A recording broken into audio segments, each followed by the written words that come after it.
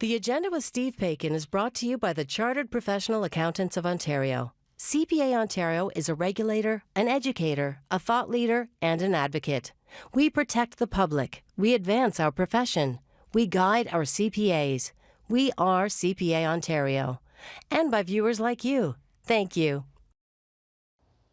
In record time, science produced vaccines for COVID-19. Now, as those vaccines begin to roll out across Ontario and the world, the critical question is, will enough people take them to make the dangers of this pandemic a thing of the past? Tonight, public health's efforts to educate, inoculate, and especially overcome the concerns of the vaccine hesitant. Then, we hear from both sides in a contentious debate over planning and environmental concerns in Ontario's Greenbelt, which prompted a mass resignation from the province's Greenbelt Council of Advisors. It's Thursday, January 7th, and that's all next on the agenda.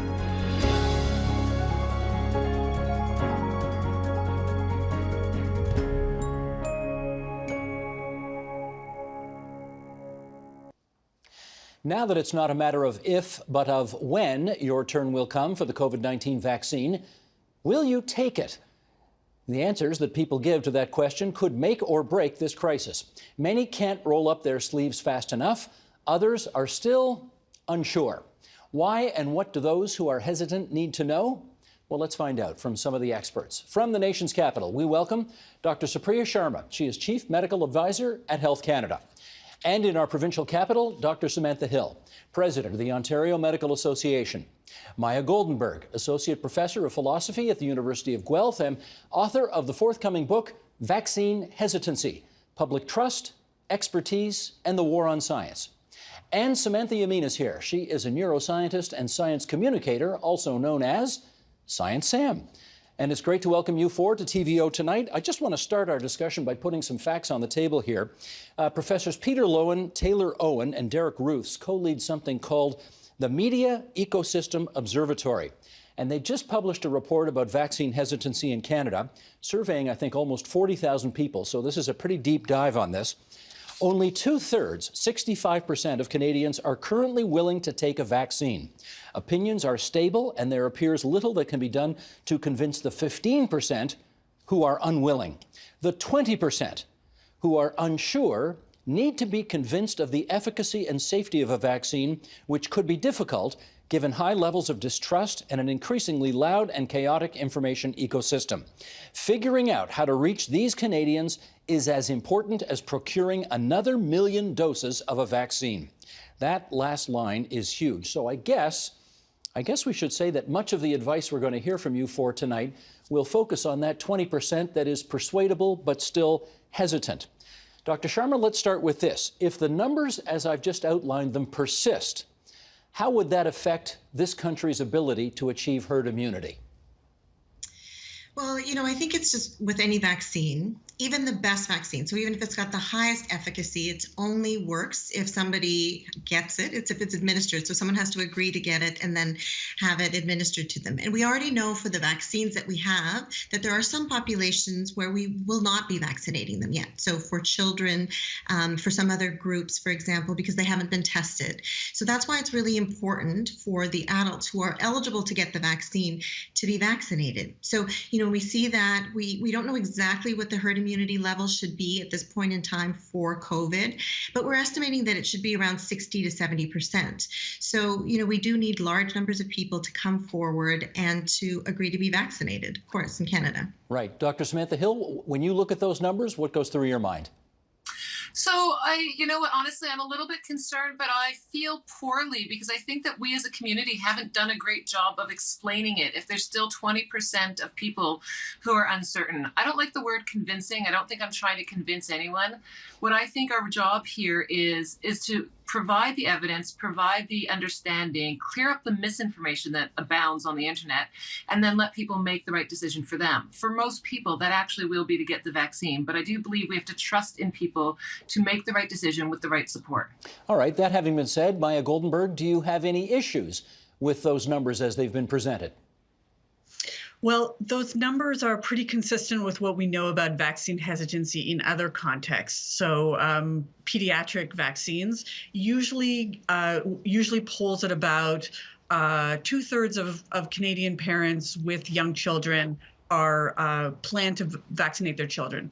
So knowing that people came into this landscape of discussion around COVID vaccines with prior feelings about vaccines, it's not too surprising and actually not too concerning that the numbers match each other. This is a new vaccine. The context is very different from the kind of decision making that people have had to make around pediatric vaccines. So it doesn't surprise me too much that we're seeing similar numbers. And I think we can use the kind of strategies that have worked around pediatric vaccines and channel that towards COVID vaccination too. Okay, Samantha, let me follow up with you on that angle and those numbers again.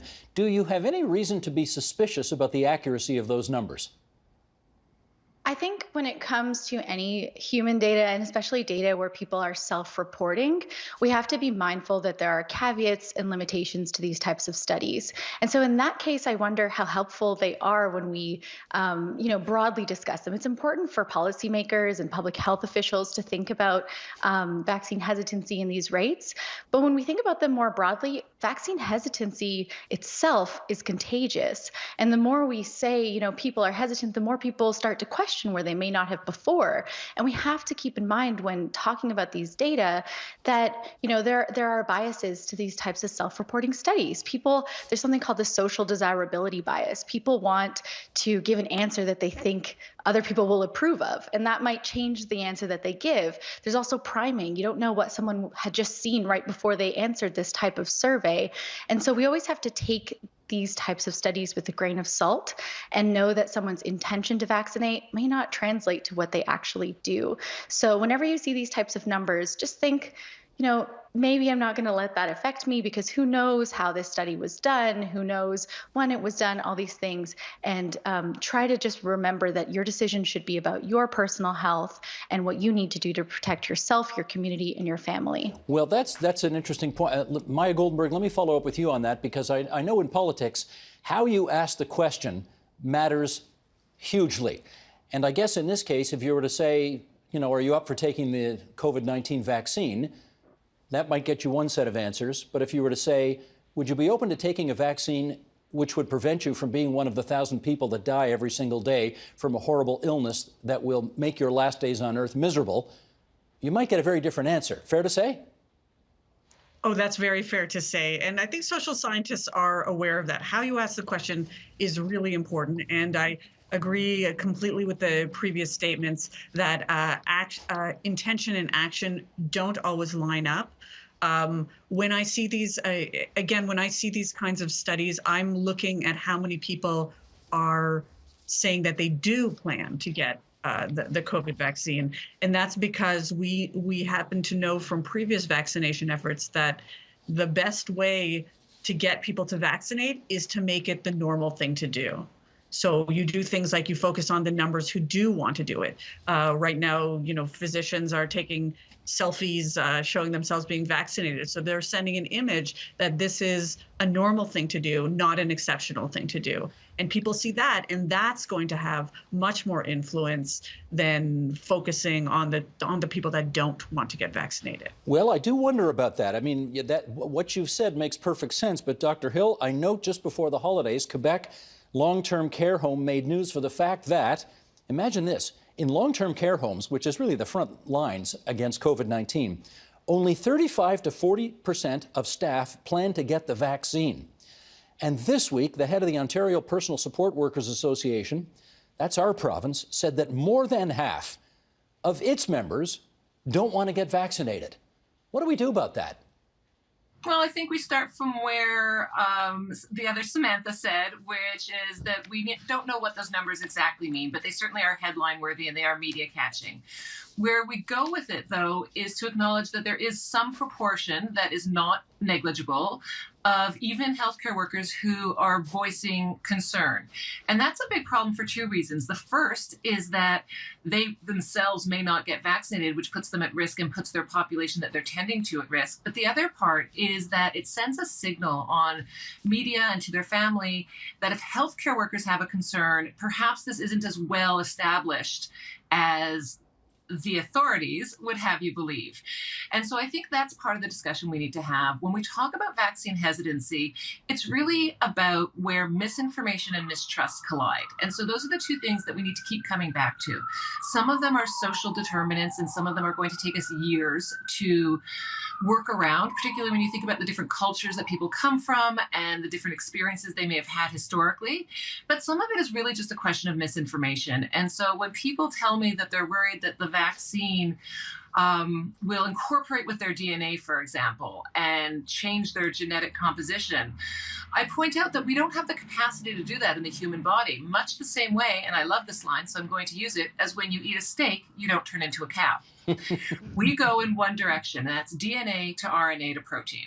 And having a piece of RNA that is not actually the virus put into your body has no possibility of changing your own genetic code. And when people hear that, and when they hear a real life example that's so obvious, like the steak and the cow, it resonates and they're reassured. And when people are reassured, they're in a better place to make good decisions. All right, following up with Dr. Sharma on that, though, if the people who are most at risk of dying of COVID-19, and that's, you know, in some respects, the people who take care of the people, 70% of who, I'm not saying this well, 70% of the deaths in the province of Ontario are people who live in long-term care homes. The people who take care of those people are therefore on the front lines of care. They seem to be among the most vulnerable as well to die from this thing. And if fewer than half of them want to take this potential life-saving option, what signal does that send, Dr. Sharma? Sure. Well, I think, you know, just echoing some of the other comments, it's what is that data, right? So when we're looking at it, I think what we found with healthcare professionals is that, you know, a lot of them are saying that they don't want to get it right now. So, for example, they would say, you know, I wouldn't be in the first round, but as other people get it, then I might get it. We also know that whether it's healthcare professionals in long-term care or other facilities, if you bring the vaccine to them, so if you make it very easy and make it easily accessible, they're more likely to get it as well. So I think, you know, what the key is that we need to make sure that people get information and we meet them where they are. So we're not this one big monolithic blob. We all have different risk perceptions. There are some people that go skydiving or bungee jumping. There are people that don't. And so, you know, you really need to have that information. What we've said, you know, at the federal level with respect to Health Canada and the vaccines is that we're going to be really open and transparent with you. We're going to tell you what we know and what we don't know and what we have in terms of plans of knowing more about the vaccine.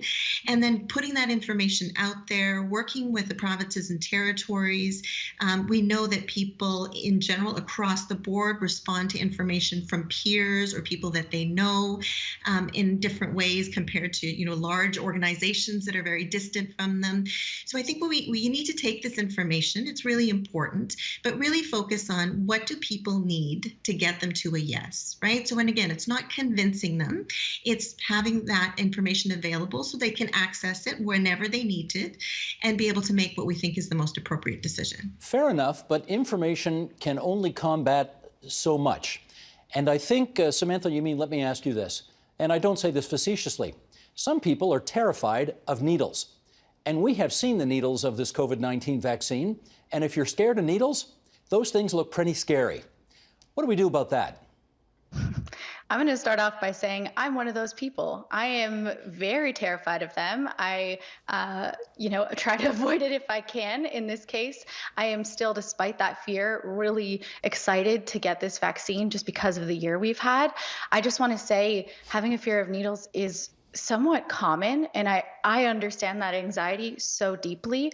But I think that's a time where we need to reach out to our healthcare professionals, ask for the support that we need, and address that fear of the needle and not conflate it with the fear of what's inside the needle. And that's why I've been actually really happy to see so many people sharing their vaccination pictures, because it's helped to, it's been a bit of exposure therapy, informal exposure therapy, just to see all of these masked, but you can see the crinkly smiling eyes receiving the needle and reminding me that it doesn't need to be a scary experience. And in fact, this is exciting when we think scientifically what's been achieved here. So I think if you have those fears, I understand there is help you can get and support that you deserve for that. But remember that it's two separate things. There's a needle and there's what's inside of it. And what's inside of it is something we really need to help us get out of this huge crisis. Well, Maya Goldenberg, let me get you to follow up on that, in as much as I know when Anthony Fauci got his shot, we were probably all watching that photo op to see if he was going to flinch, and he did not. He took it like a champ. And so did that 91-year-old woman in Great Britain, who was the first person ever to be vaccinated. She took it like a champ as well. But I have seen some pictures on TV, I have to confess, of people getting the needle and saying, ouch. How influential are those kinds of pictures when you're trying to get the message out that it's not just the needle, it's what's inside the bottle as well that counts? Look, everything will play into it, but it doesn't mean that one ouch picture is going to change the situation. It's nice that it's out there. It's nice that it's honest. I like the attention to things like needle fear, that we don't marginalize it. We say this is an important feature of the healthcare decisions that we're making. I don't see it as particularly problematic to know that some people say, ouch. I think it's great to be explicit about it. People are also sharing their experiences of muscle pain or what kind of effects they had in the days after. People would rather know than not know, because when they don't know, they fill in all kinds of gaps. Okay, Dr. Sharma, let me come back to you with this next one. I have heard people say, this vaccine got developed in record time, and I am dubious as to whether or not it got adequately tested. And before I put anything into my body, I'd sure like to know that it was appropriately tested. What could you say to that group of people to allay those concerns? Well, first of all, I would say it's good that people are asking the question. I think it's important for people, before they take something, to be aware of what they're taking and why. But I think, we are in this incredible time where, the fact that we have vaccines less than a year from when we knew the genetic code of this virus is an amazing scientific marvel. And I can understand when people hear this, the concept of normally when we have vaccines, it takes years to develop. This has been less than a year, and we've reviewed it very quickly. But the thing that's the most important to highlight is that no steps were skipped. So there was no corners cut. It's still, the development of these vaccines are going through every phase that a vaccine would go through, not in pandemic times. And although, at the Health Canada perspective, we did review it in a shorter period of time, we still went through all the steps. We just had a dedicated team that was working on it. It still takes on average 2,000 hours of review time of a group of scientific reviewers that are about 7 to 10 people that are going through tens of thousands, hundreds of thousands of pages, and analyzing that before it's authorized. And I think, the important part of this is that there's different phases for vaccine development for a reason. You get early candidates. Some of them make it through, some of them don't. But you actually have to have them go through and make it through every stage to get to the point where they're even in clinical trials. And I think people also should know that when we're looking at, for example, the Pfizer and the Moderna vaccines, the studies were tens of thousands of people. And so, we do know a lot about these vaccines, and they're really being held to the same standards that any vaccine would. It's just that we're doing all of this in a compressed time. Okay, but even amidst all of those thousands and thousands of people, Dr. Hill, let me get you on this one. Not kids and not pregnant women. So what does one say to them?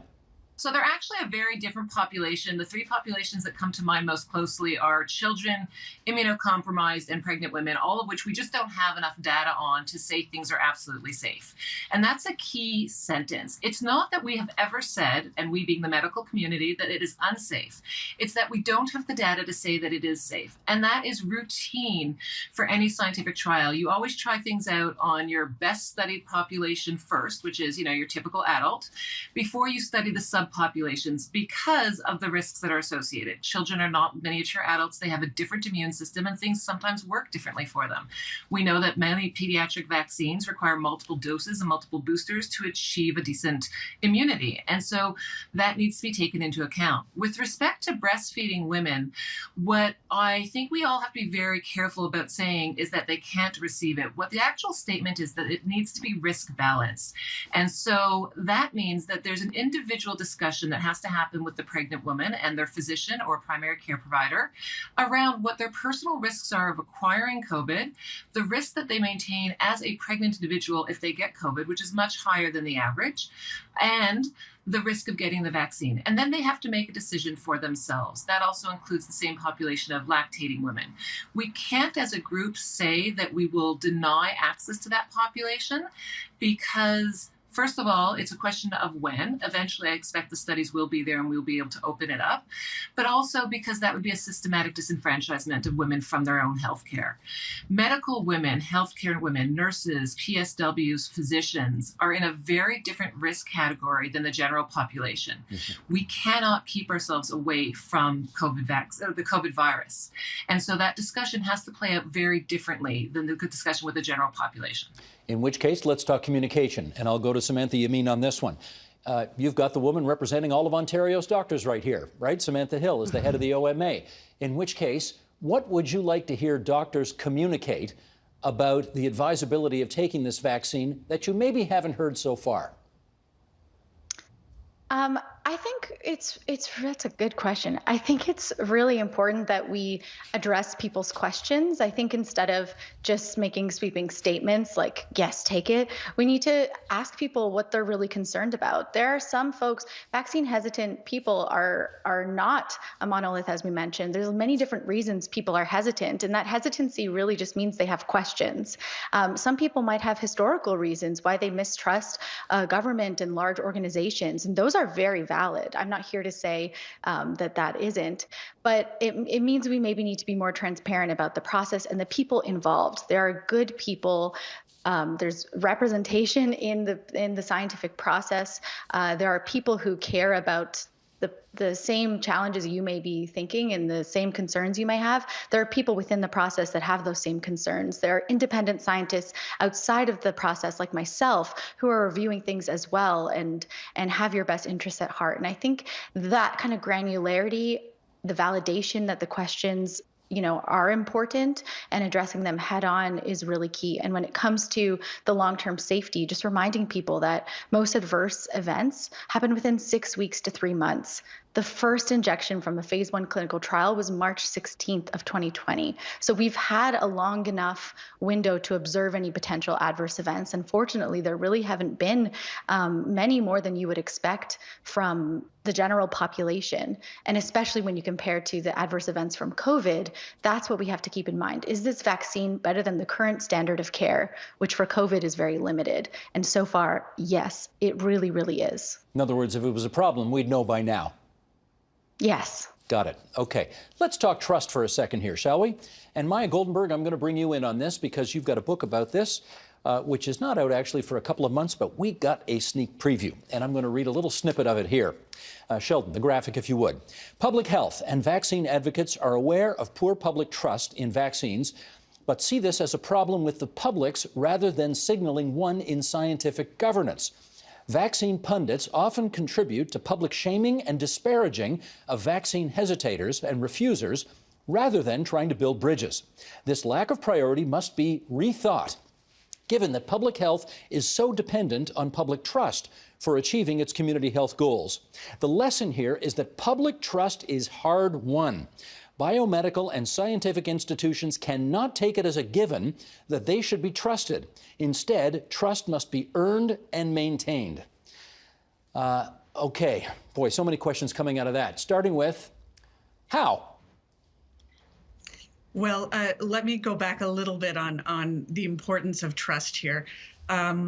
If I could give a message to all Ontario doctors, because we have Dr. Hill here, it would be that all conversations with the general public should be approached with the understanding that it is reasonable for people to be skeptical about a new vaccine. One, because it's new, but also because people have questions, and it's okay to have questions. I've said this about pediatric vaccines, which have a far longer record than the COVID vaccine, so a much stronger track record. There is the tendency among scientists and health professionals to regard vaccine hesitancy as a problem of misinformation or scientific illiteracy.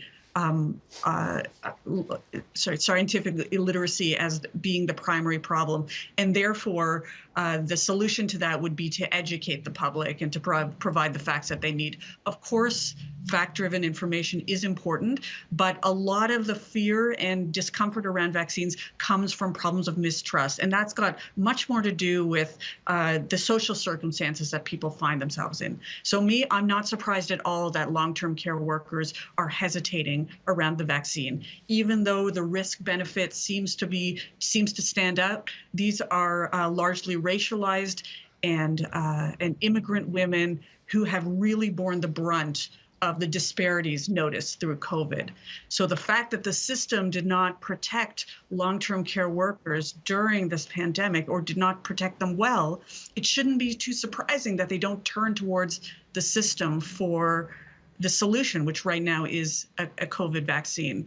So the kinds of trust building that we need is much more than provision of good information.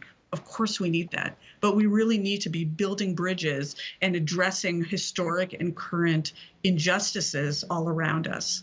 No, I appreciate that answer, and I see Dr. Hill applauding that, and I guess I'd remind everybody that the first thing Dr. Hill said in our discussion was she's not here to convince anybody to take it. She wants to put information out there and just make this as clear as possible. Let me pick up Maya Goldenberg on one thing you said there, and you were talking about ethnic communities and why some racialized communities, for example, might be even more hesitant than others to take this. What would be the historical underpinnings of that? The historical underpinnings are medical racism, medical misconduct on marginalized communities. We have a long history of that, and we can't just erase that and pretend that it's an artifact.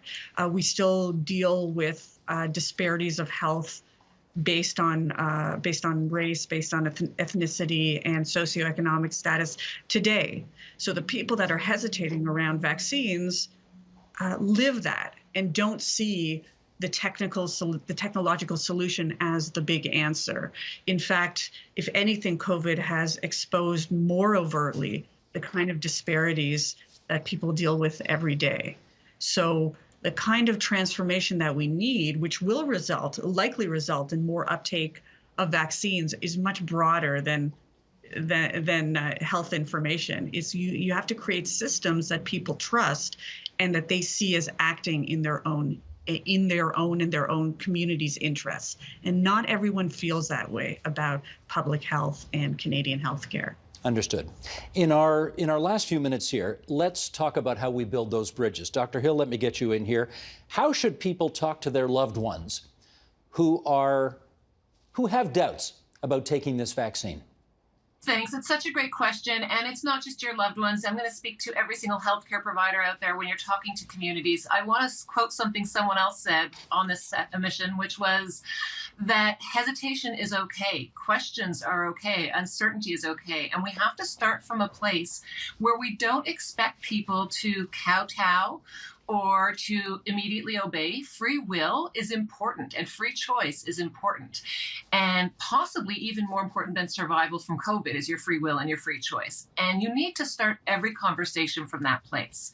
You also have to start every single conversation from a place of respect. And that means understanding the why. And that's what we've danced around for a lot of this session is we've talked about the numbers of people who are hesitant, but we're not talking about the why. And sometimes the whys are personal and they can be addressed with education, which really isn't just about providing information, but how you provide it and making sure it's heard and making sure it's accessible. But it's also about the cultural phenomenons. And we know the stories of Tuskegee and we know the stories that have predated and led us to a place where, frankly, many of our Black population don't trust healthcare. And for them and to them, I would say we need to remember that there are details that are important, like the fact that the Moderna vaccine had 37% representation in the BIPOC community, or people of color. So that community in this vaccine has been studied. But we also need to remember who led that vaccine, right? It wasn't someone who looks like me. It's someone who looks a lot more like them. It was a Black female scientist who was the head scientist on that study. And I think we need to put those figures in front and make them visible so that people can see people who look like them, hear people who talk like them, and understand that those people come from the same communities that they do. And that makes that trust a little bit more accessible, but that trust is going to take a long time to earn. When speaking with your loved ones, what I would suggest most strongly is don't burn bridges over this. It's been a hard year for everyone. Leave the space open to come back to a conversation and have it again later. The truth of the matter is right now in Ontario, we have 150,000 vaccines, 40% have been given. We have time to have those conversations. I'd love to say we get 14 million vaccines coming in tomorrow and we have to figure this all out right now, but we don't. We have time. The pressure is there, but we can take time and give people time to have space to come to the right decision in their own, one more time. Samantha Yamin, I've got 30 seconds left. You want to give us the last word on that angle? Absolutely. I think it's really easy to feel really intense and angry, and it gets very emotional, but sometimes it's good to just take a break, take a step back, and really address the root cause of someone's mistrust, and just remind that person you're talking to, like, hey, I care about you. Let's just figure this out so we can all be happy, be safe, and hang out again.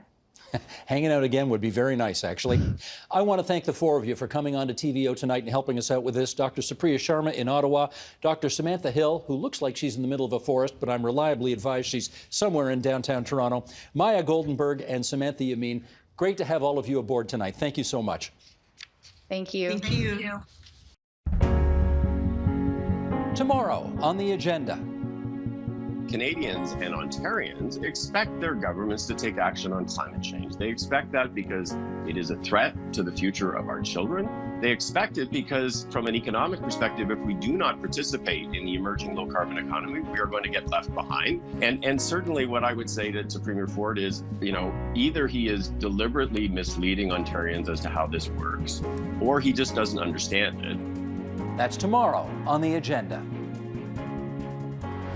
Two competing interests in our province collided ferociously last month. The Ontario government is desperate to get rid of regulations that they say inhibit new home construction for all the people who need new homes. At the same time, many are concerned that that not result in environmental damage to the Greenbelt. At 2 million acres in the Greater Golden Horseshoe, it's the world's largest protected area of farmland, forests, wetlands, rivers, and lakes. The confrontation came to such a head that the chair of the province's Greenbelt Advisory Council and 6 other members resigned en masse last month. Let's find out why, as we welcome, in the Dufferin Grove neighborhood of the provincial capital, former Toronto Mayor David Crombie, who, as mentioned, resigned as chair of the Greenbelt Council last month. In the central eastern Ontario township of Douro-Dummer, there's Dave Wilkes. He is the president and CEO of the Building Industry and Land Development Association. And in Vaughan, Ontario, Noor Javed is a reporter at the Toronto Star, specializing in 905 municipal politics. And it's great to welcome you three to our airwaves tonight. Happy New Year to everybody. I want to just start by bringing up a map, and I'll describe this in some detail for those who are listening on podcast. But when we talk about the Greenbelt, here's what we're talking about. This swath of land that starts on the south side of Lake Ontario and kind of wraps around Hamilton, going further east around the exterior, the sort of belt of ridings around the exterior of the 416, in through the 905, extends almost halfway across Lake Ontario to the east, and then up towards Georgian Bay and the Bruce Peninsula to the northwest. That's the Greenbelt. You heard me describe the significance of it in the province. And David Crombie, I want to start with you first, because you've been involved in the public affairs of this city, province, and country for more than half a century. So, well, let me put it this way. When a guy like you resigns from an important position like the one you had, a lot of people take notice. What was happening that prompted not only your resignation, but that of 6 of your colleagues on the Greenbelt Council? At the end of the legislative season, just before Christmas, the provincial government, in a money bill, brought in some changes in Schedule 6, as they called it, changes to the way in which the conservation authorities of Ontario would work. And many of those changes had the effect, in our judgment and the judgment of many others, of limiting the way in which that the authorities would go about their job, and indeed would undermine their ability to carry out their historic work. They've been in business since 1946, and they were brought in at the same time as the Planning Act. It's worth noting that because land use planning and environmental planning in this province were brought together in 1946 by those acts and by a conservative government, I might say. So it strikes me as that the important thing to remember is that we have in Ontario a unique body known as the conservation authorities. They don't have them anywhere else in North America. And their job is to look after the natural heritage of this province. They are the guardians. And so therefore, when you try and change the way in which it works, and they need to change from time to time, you have to be really careful. The government of the day dumped a whole bunch of amendments on the very last day in the committee. So very few people had a chance to look at it. So we took the position and said so to the minister in our normal way through a letter that we would appreciate it if they would not continue with Schedule 6 and put it out for better discussion and better review. They chose not to do that. So it seemed to me that what the struggle was going to be on was the future of environmental planning in the province, not just in the Greenbelt, in the province, because it's conservation authorities that are affected. And so it seemed to me the best way I could go about it, since I was not making any headway, nor was the council making any headway working on the inside, at least in my judgment and our judgment, it was better for me to resign and carry on the struggle with the government as a citizen. Okay, fair enough. Dave Wilkes, let me get you to follow up on that by asking, do you share Mr. Crombie's concern that this Schedule 6 of Bill 229 was, in fact, to use his word, undermining the potential protection of the environment in the Greenbelt? No. First off, Steve, thank you very much for joining. I'm really looking forward to the discussion with Mr. Crombie. Certainly somebody I've admired for the years, and his role as the first chancellor of Ryerson is something that was very important to me as a student and a volunteer at Ryerson. So, Mr. Crombie, it's a pleasure to be here. And Nora, I'm looking forward to chatting with you as well, since we've had the opportunity to speak on the phone. So, Steve, simply put, no, we don't. Let me address the Greenbelt first. Our industry position, our association position is that the Greenbelt's off the table. It does play the unique and valued role that you had mentioned off the top. And we also have heard loud and clear from this government that the Greenbelt is off the table, and there will be that the role and size of that very important, significant land feature in our province will remain as it currently is. So I think we can set aside concerns about the Greenbelt and the amendments that the government made in the bill that Mr. Crombie spoke about. And I also do believe that Bill 229 and Schedule 6, and that's a lot of technical terms, but Schedule 6 does relate to the conservation authority's role. They had not, that role, those guidelines had not been updated since 1990. And David's right, they have been in place for a long time. And because of that, there had been various interpretations on how the important work of the CAs would be undertaken. There's been variations in the interpretation of that work across the 36 CAs in the province. And we'd seen changes and differences that had led to duplication, that led to work that wasn't the core priority of the CAs being undertaken by them. So we were supportive of the focus that the bill provided to ensure that the CAs work was on those areas that they were intended to be undertaken when they were established around natural hazards.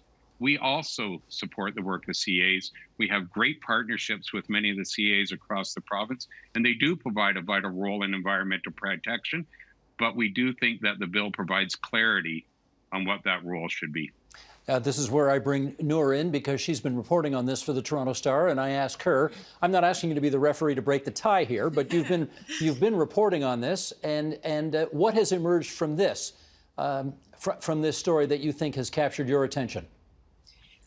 Well, there are many, many things about what's going on that has captured my attention and the attention of, I think, residents and the public. I think one of the things that I have seen is that people have felt, not through just the CA process, but through something called ministerial zoning orders, which had started back in earlier this year, that the government was really issuing planning applications, approving them without the public's involvement, without notification. And that's really when I started to notice and pay attention to what's been going on. And that is just one part of this, all these changes to the Conservation Authorities Act that maybe we'll talk about more. But that's really what I've noticed, that the public and even many municipalities and elected officials are concerned about the way that things are going, because number one, the public is not really in the picture. And number two, municipalities feel that they're starting to lose control of the planning process and the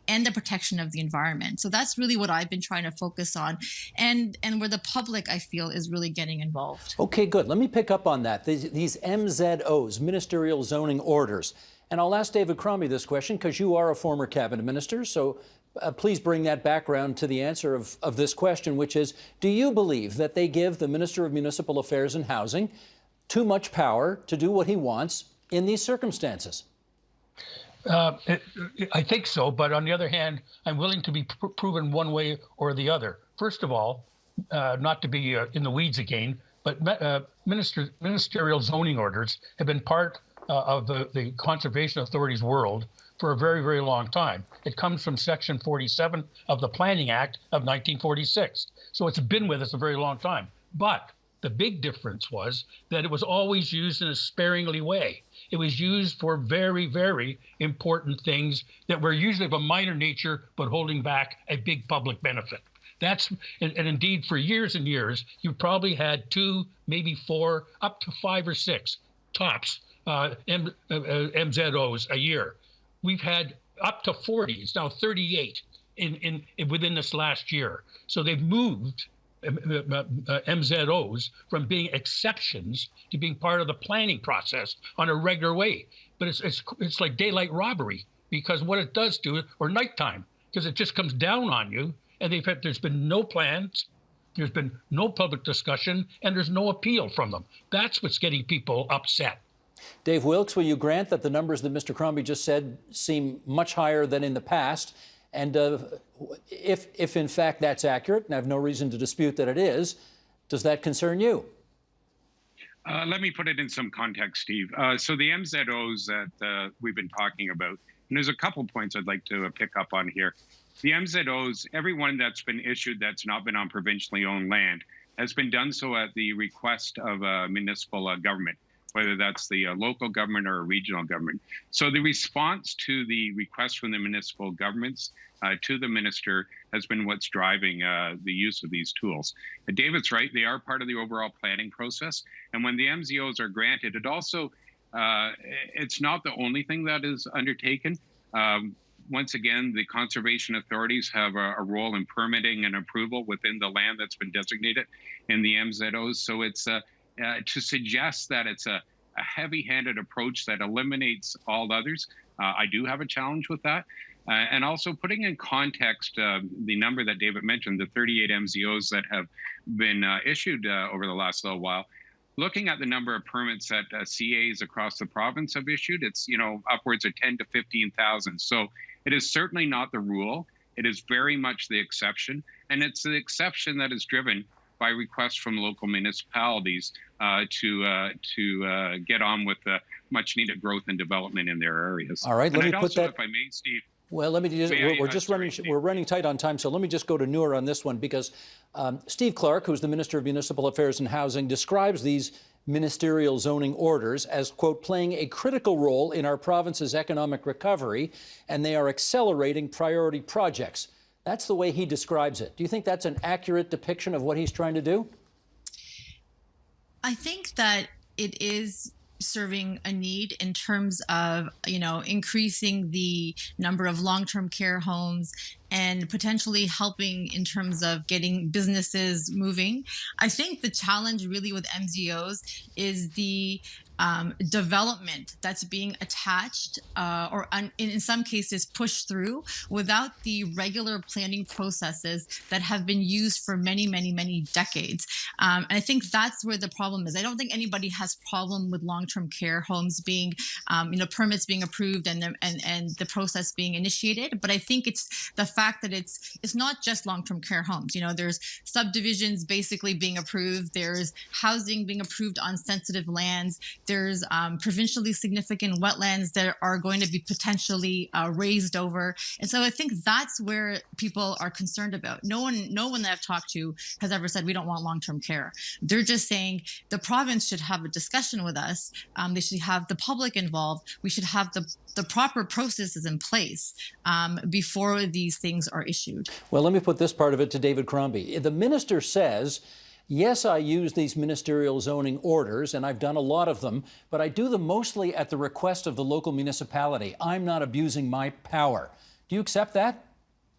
Well, this is about environmental planning, and environmental planning works by natural boundaries and not just municipal boundaries.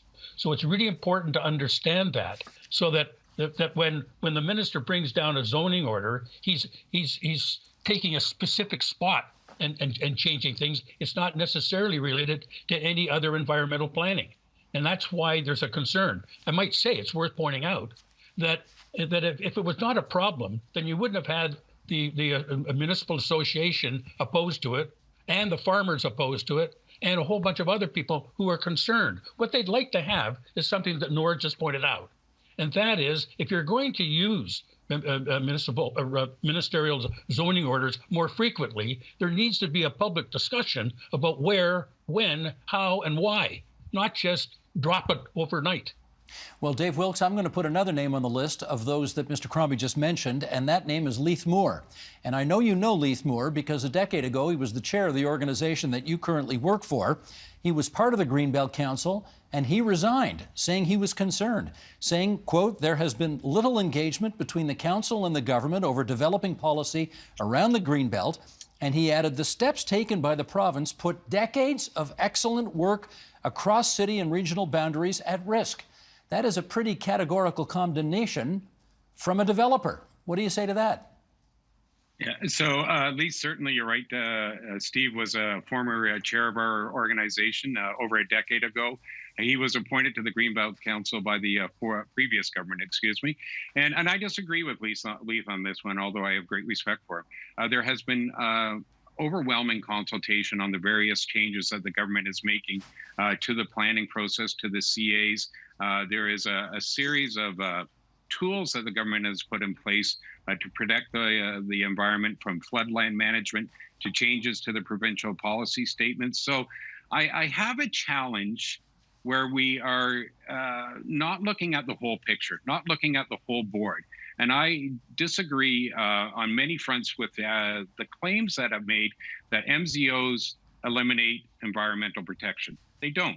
As I've indicated, the conservation authorities within the MZOs land still have the responsibility for permitting and approval. So they're involved in the process. The municipalities, without exception, have requested that the MZOs be issued by the minister. They will be involved. They will undertake the consultations on those developments.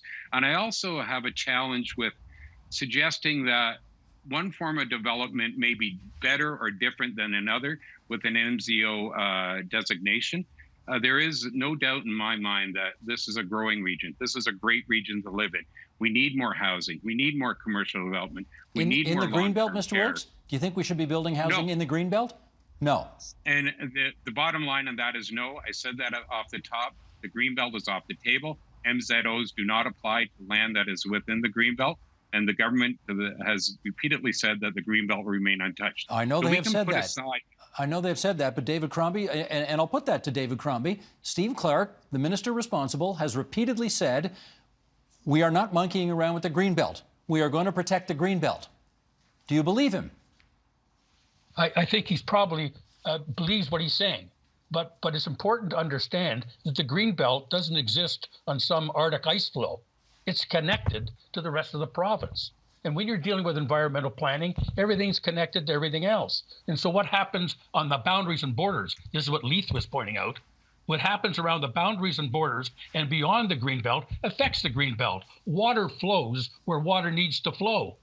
And so all of those things that are connected to environmental planning are not subject simply to a discussion between two levels of government, of politicians. That's why people are upset. They want to participate in the discussion about these MZOs and not just leave it to talks between politicians. Noor, you have heard what this government has had to say about the Greenbelt and the surrounding area. You have also seen the actions that they have taken. Do you think the words and the actions match? I think that if there had just been the MZOs and there hadn't been the changes to the Conservation Authorities Act, I think many people would not be up in arms, because I think many people do look at the conservation authorities as a kind of, last check to make sure that all the environmental policies and things are being protected.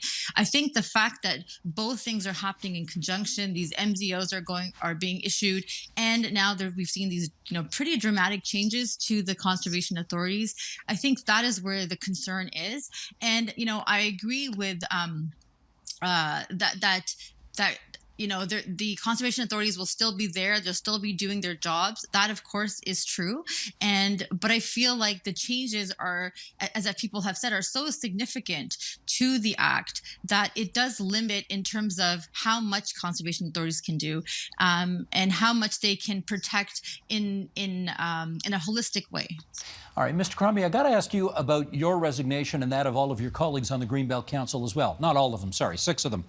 And that is, I can imagine the debate you have with yourself. On the one hand, if we stay on the council and fight the good fight from within, we have an opportunity to influence the minister perhaps more effectively, more privately. On the other hand, if we think we can't be a party to this anymore, we have to resign on a point of principle. I get the debate.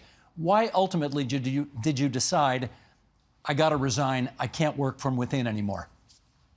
Well, the event in terms of 229 and that debate was not an isolated event. We had, over the 2 years that we were in business, we had some 75 different around 75 recommendations during that time. We did not respond, although it may have had an impact on the government. We never had any response. I don't have one formal. We sent 17 letters with some 75 recommendations, something like that. And we never got a formal response. Now, they may have had an impact, but we didn't know that. So when we were very clear about the changes in the Conservation Authority Act and in the MZOs, when they were just in the face of our clear letter to the minister, didn't even bother with it, saying no, just went on. And we thought, well, what good are we doing on the inside? If we're really interested in this, we're better off on the outside. All right, let's in our last few minutes here just consider, I always like to ask the question in politics, admittedly it sounds funny in Latin, but cui bono, right? Who benefits? So Dave Wilkes, if we do this the way you think it ought to be done, who benefits? I think there's benefits on many levels. I think there's benefits for the environment because the role and the purpose of the conservation authorities has been made very clear. And let me just quote from the bill, Steve. It really is that the programs and services related to the risk of natural hazards, and I'm reading from the bill, is what they're supposed to be focused on. We have no problem with that. And we think that's a really good focus. There's other components within the planning process, regional municipalities, the flood management system, the provincial policy statement that I mentioned, that also have responsibility for environment. So this is not an attack on the environment. I feel very strongly about that, and I believe that the environment will benefit. And I also believe that there'll be clarity and transparently and streamlining in the process of development. And development and environmental protection are not mutually exclusive. And we had done a study a couple of years ago where there was 52 studies, checklists, and reports that needed to be done and undertake development. It takes 11 years for a development project to be undertaken. And with the growth that we're experiencing, we do believe that there is opportunity for change and improvement. So we think there's a benefit all around. benefit to the environment, benefit to the development process, and ultimately benefit to the residents of the GTA and the province. Noor, let me get you to weigh in on that. Who benefits with the current approach taken by the province of Ontario? Trying to be objective here. I do feel like the developers will benefit because from what I've seen, a process of planning and approval that would take many years is now being fast-tracked through the MZO process, almost immediate approval as long as the municipality has approved it. I think down the road, maybe 20, 30 years from now, you could say residents will benefit because there'll be more housing. But I do feel like in the long run, as long as there's development happening on top of provincially significant wetlands and other areas, I feel like many of us will lose out in the end. Last word to David Crombie. Cui bono, Mr. Crombie. Well, I think that the public can still benefit. Dave Wilkes is right. We are going to be expanding more. The urban envelope, the urban horizon is going to continue to expand, and that's a good thing. But that's all the more reason why we need to not weaken conservation authorities, but strengthen them.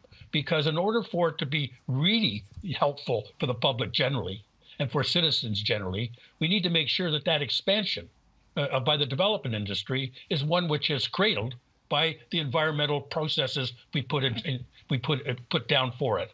And what has happened is that they've taken away those environmental, in my judgment, those environmental bases, which will really hurt us with the expansion. I'm for the expansion. I'm also want to make sure that it's got a context of environmental sanity about it. This is a tough and complicated issue, but I'm really grateful to the three of you for coming on to TVO tonight and helping us understand it better. David Crombie, the former chair of the Greenbelt Council, Dave Wilkes from Build, Noor Javed from the Toronto Star. Thanks, you three, and Happy New Year to you all. Happy New Year. Thank you. Happy New Year, Steve. Thank you. And to you, Dave and Noor.